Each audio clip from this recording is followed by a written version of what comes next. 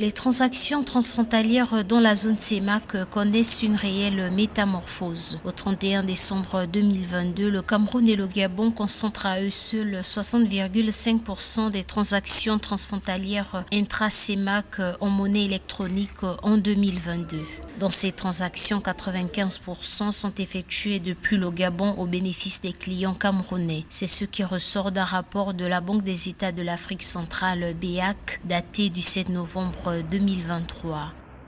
La diaspora camerounaise au Gabon est constituée majoritairement d'opérateurs économiques qui contribuent de façon efficace et remarquable à l'essor et à la diversité de l'économie du Gabon. Et c'est tout à fait normal que cette diaspora qui a de la famille au Cameroun et qui a des bases au Cameroun fasse des transferts de fonds vers leur pays.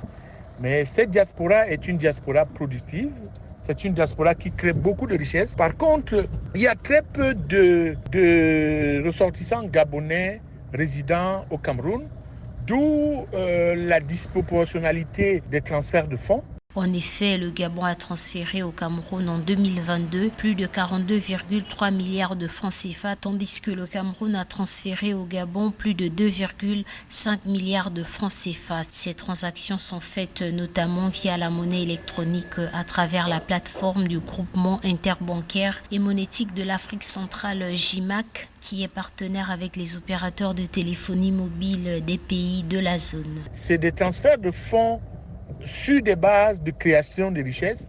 C'est des transferts de fonds qui dynamisent même l'économie de la CEMAC et permet aux pays de la CEMAC d'avoir un certain volume d'échanges intra-CEMAC, d'où la nécessité de l'intensifier dans le cadre de l'union monétaire que constitue la CEMAC.